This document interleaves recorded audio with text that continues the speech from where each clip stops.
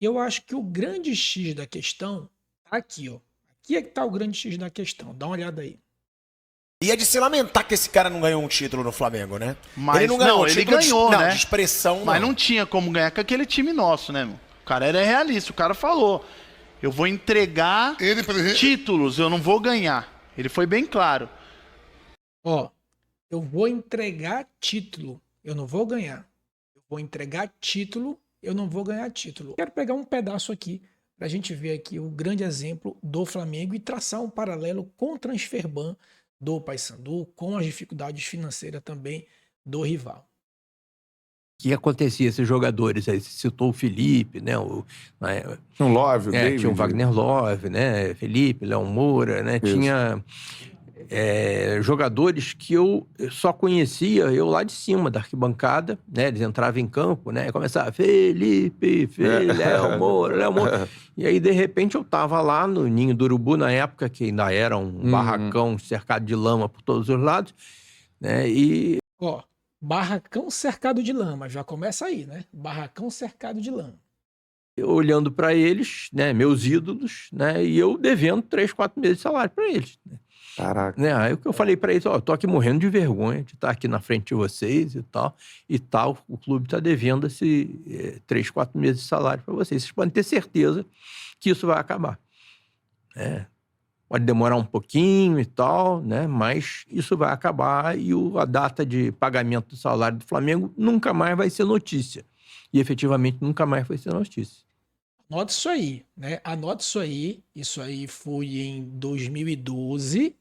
Lembra um recorte do Flamengo 2019, 5 anos depois que ganhou tudo, né? A gente que fez um vídeo aqui sobre misto, agora é a hora da gente pensar no misto, né? Agora é a hora da gente pensar no misto, né?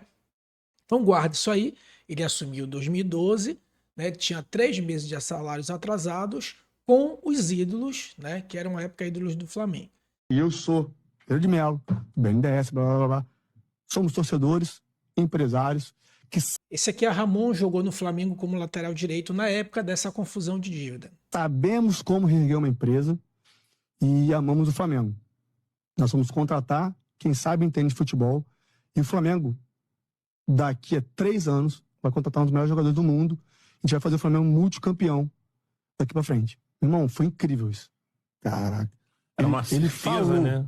ele falou, Caraca, ó, Babado. a gente vai montar um time competitivo daqui uns 2 anos e dali pra frente o Flamengo vai ser gigantesco no Clube do Brasil.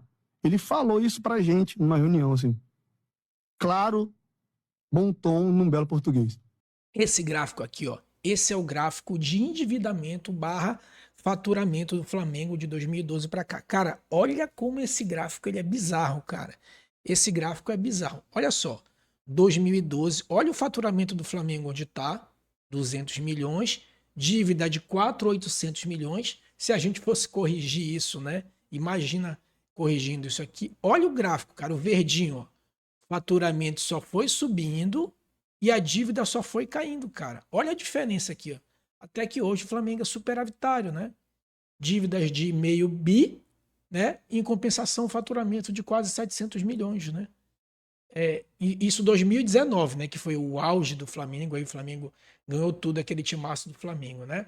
Aí muita gente, de repente, pode estar perguntando, pô, mas Central Papão, o que que tem a ver, pô? O Flamengo é um gigante do Brasil, legal. Mas o Paysandu é um gigante do Norte. Eu diria, é um gigante até do Norte e Nordeste. Ah, eu sei que talvez o rival, o outro time do Nordeste vão pular, mas, cara, olha a galeria de títulos do Paysandu, né? É inegável. E, claro, dando um pouco aqui a mão à palmatória, eu sei que em grupos de WhatsApp, em resenha, vai dizer, ah, o rival não tem título e tal. Mas, cara, a gente não pode negar que o rival tem uma torcida grande, né? Então, isso, de uma certa forma, faz um clube com uma certa importância e dá sim para comparar Remy Paysandu a Flamengo dentro de sua grandeza, com as suas torcidas, guardado as devidas proporções, né? Vamos ver outro ponto aqui que eu achei bem interessante de um jogador bem importante, que é o Alexandre. Grava isso, né? O cara falou: ah, a gente vai montar um time competitivo só aqui há 2 anos, estamos devendo salários, depois a gente vai se tornar o maior clube do Brasil, né? O que o Bandeira falou, aconteceu. Ele falou, a gente vai tirar o pé Um clube como o Flamengo não pode estar numa situação como essa.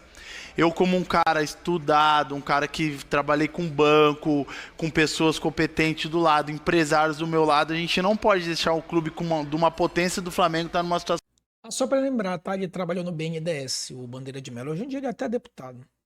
dessa. Mas por que está numa situação dessa? Porque o clube gasta mais do que recebe. É simples, Alexandre. Então, daqui para frente, tudo que você está vendo é tudo que a gente tem condições de fazer. O que a gente não tiver condições, a gente não vai fazer. Então, a gente está aqui em São Paulo, nesse hotel, é porque a gente tem condições de estar nele. A gente vai pagar o bicho, não pede R$1 a mais, porque é o que a gente tem condições.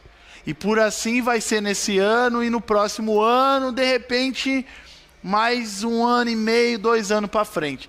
Depois a gente estrutura o clube e depois a gente vai ter um clube muito forte, nunca visto no Brasil. Isso foi palavras do Bandeira, junto com o BAP. Cara, na época, né? Aí eu já tô trazendo um paralelo aqui para Belém. Se um diretor, guarda isso aí, se um diretor executivo ou um presidente do clube falasse, olha, Emo, Paysandu, segura a onda aí, a gente não vai ganhar nada agora, a gente vai, se tiver que cair para C, vai cair, ou se tiver que se manter na B, aos trancos e barrancos, vai se manter, e a gente não vai fazer contratação, mas daqui a 7 anos a gente vai ser o maior clube do Norte e Nordeste. Grava isso aí. Tu acha que tu aceitaria? Eu lembro até hoje que teve uma reunião no aeroporto, que nós chegamos de um jogo contra o Bolívar da Libertadores. Cara, essa história é muito bizarra. É muito bizarra, olha aí.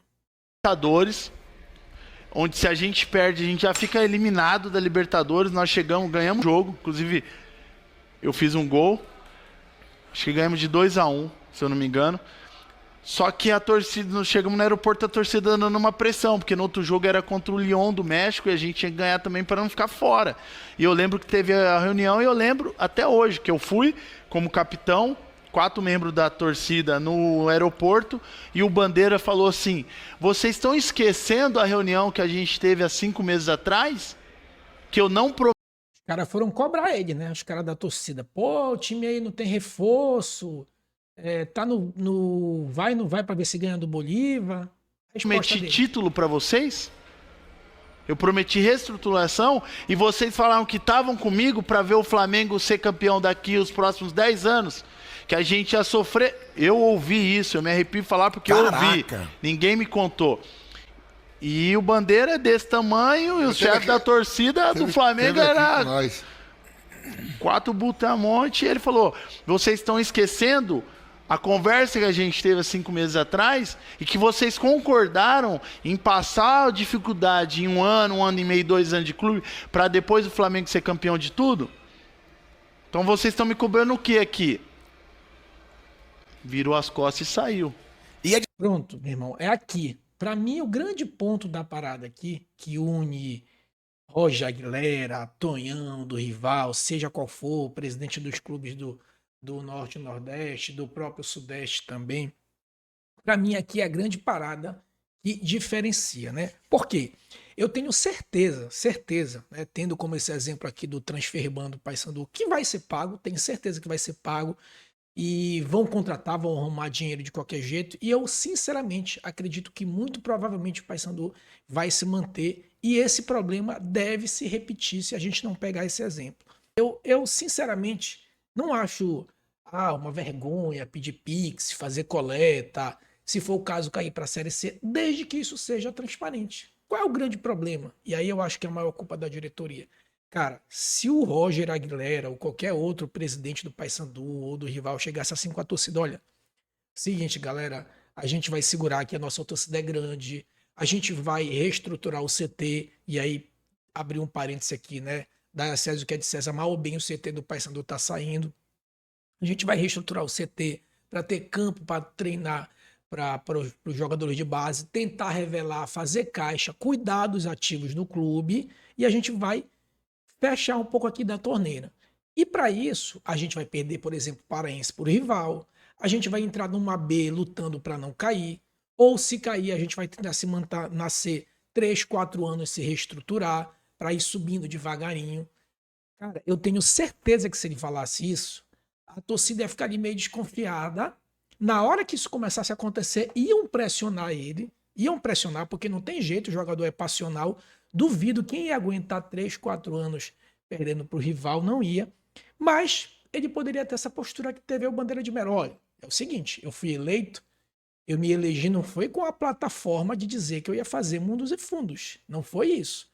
Só que o grande problema é que o diretor ele fica nessa, cara, eu não vou dar a real do clube, também não vou fazer uma responsabilidade austera porque eu vou ser cobrado. Porque o torcedor, aí joga tudo culpa pro torcedor, né? Ah, porque o torcedor só quer saber de ganhar. Beleza, se o torcedor só quer saber de ganhar e tu vai iludir o torcedor, então arca com essas consequências. Que é o que tá acontecendo agora aqui na Série B com o Paysandu. Tu não disse que o Paysandu, ele falou, Roger Aguilera falou, Rossi falou também que o Paysandu ia brigar para subir. Tu não disse que a gente ia brigar para subir, né? Tu não disse que o Paysandu era grande, então agora arca com a consequência, né? Não era mais fácil ter dito assim, olha, torcedor, não vou iludir vocês, a gente não tem grana, a gente vai tentar se reestruturar, a gente vai ser austero, né? E vou dizer mais para vocês, já esteve pior. Remy e Paysandu já estiveram em situação pior. Então dá sim para fazer aquela administração e cortando gastos, se reestruturando, buscando ativos. Agora, não tem transparência com o torcedor, dá nisso. Porque se tu não falou isso lá no início, que ia se reestruturar, o torcedor vai te cobrar, né?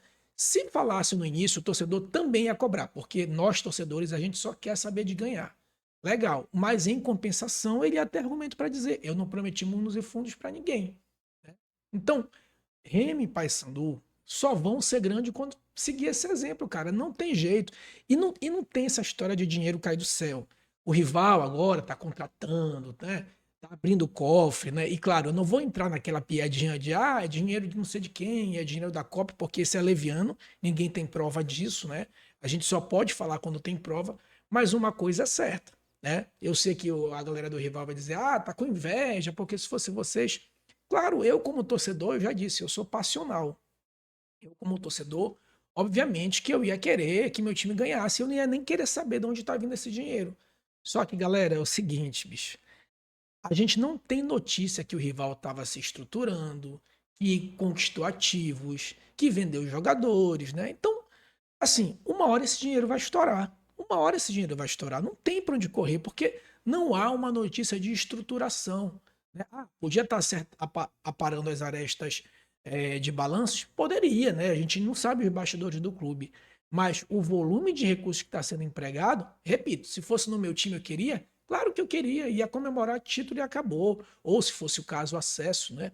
E acabou. O torcedor, porque o torcedor é passional. Agora, a diretoria, e aí eu volto aqui para a diretoria do Paysandu, ela que tem que ser racional. O torcedor ele vai sempre cobrar reforços, ele vai sempre cobrar títulos, né? Se ele é diretor e tá vendo que a gente não tem recurso, o que ele vai dizer, galera? É o seguinte, a gente vai pagar esse transfer ban, mas a gente não vai contratar. A gente não vai cair, esse time é o suficiente. Eu até acho que tecnicamente dá, até aos trancos e barrancos, mas dá com esse time. Claro que se contratar a probabilidade aumenta. Mas, se tu não abrir o jogo com a galera, né? Dá nisso. Aí agora pagou para ver, ficou enrolando, pagou para ver o transfer ban, para ver se com esse time dava, e agora vai correr atrás. Eu acho que tem que se decidir. Desde lá, olha, pessoal, a gente já contratou esses 10 aqui, a gente não vai mais contratar. Aconteça o que aconteça. A gente vai pagar o transfer ban, que é para se limpar no mercado, mas a gente não vai contratar, porque a gente não quer endividar o clube. Agora, espera para ver. O Paysandu perdeu ponto agora. Tá na zona da degola. Agora eu vou pagar o transfer ban e vou me virar para contratar. De onde vai tirar esse dinheiro? Né? Se era para se endividar antes, se o projeto da gestão era endividamento para se manter na B, por que não fez isso antes? Então não fez nenhuma coisa nem outra. Né? Não, ou seja, não foi transparente. Isso não é privilégio, né? Entre aspas, só de Paysandu e Remo. Corinthians está aí, um time gigante, é o time mais endividado do Brasil. Internacional e Grêmio. São Paulo não está contratando. O São Paulo não está contratando. Sabe por que o São Paulo não está contratando?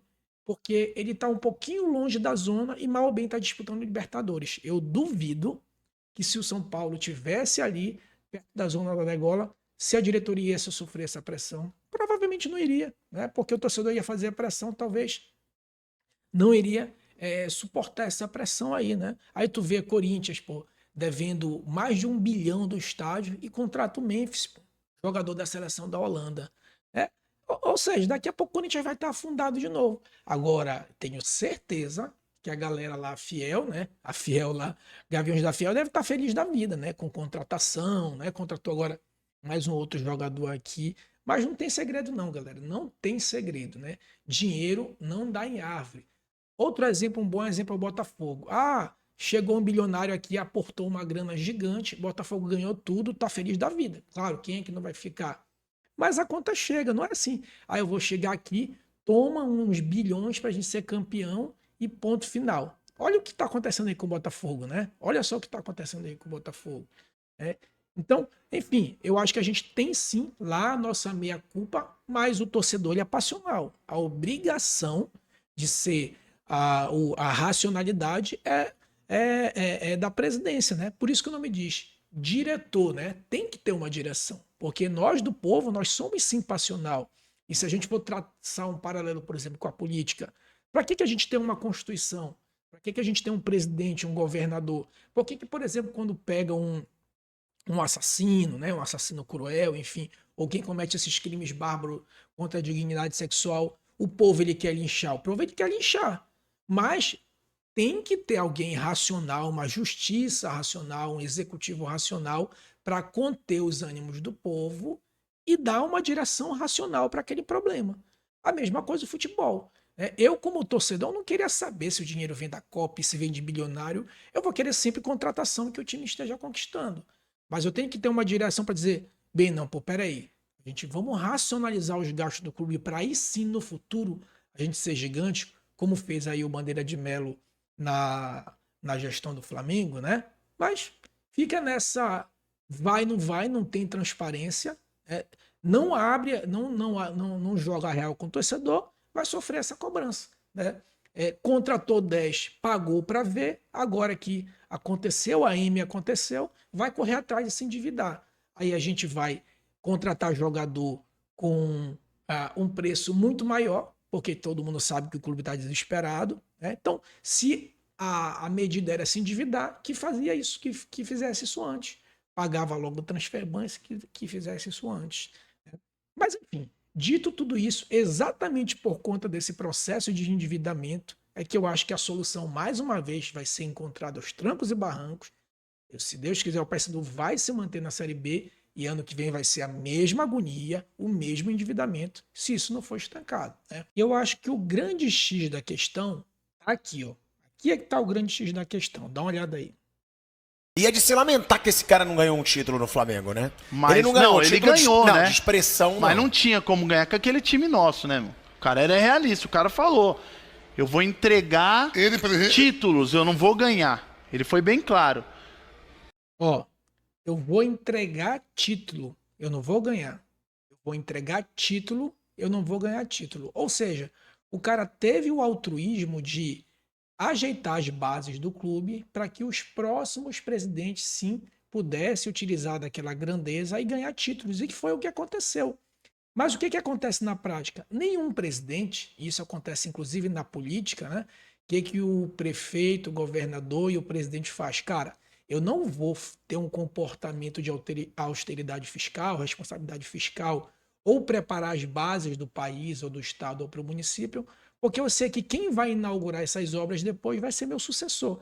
Então o que eu faço? Eu vou endividar o estado, ou o município ou o país para que na minha gestão eu possa fazer a inauguração dessas obras. A mesma coisa são os diretores, né? Eles pensam, pô, se eu fizer isso, o meu sucessor é quem vai ganhar os títulos. Então, eu prefiro endividar o clube agora para poder ganhar esses títulos do que preparar as bases do clube. E ele acaba jogando um pouco com a nossa emoção, né, de torcedor. Por isso que eu digo que a gente tem uma pequena parcela, mas tem uma pequena parcela de culpa, porque eles jogam um pouco com a nossa emoção. Só que a obrigação deles é que são os diretores de serem muito mais racional, né? Só que eles jogam com essa emoção porque eles sabem que o torcedor quer título e eles querem consagrar a gestão dele e por isso que ocorre esse endividamento aí, né?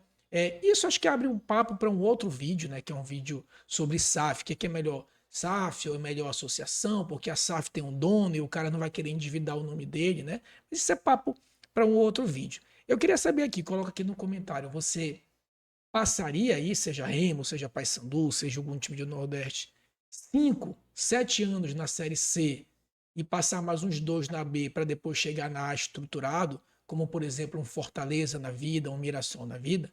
Coloca aqui no comentário, quero ver tua opinião. Forte abraço, saudações bicolores e até a próxima.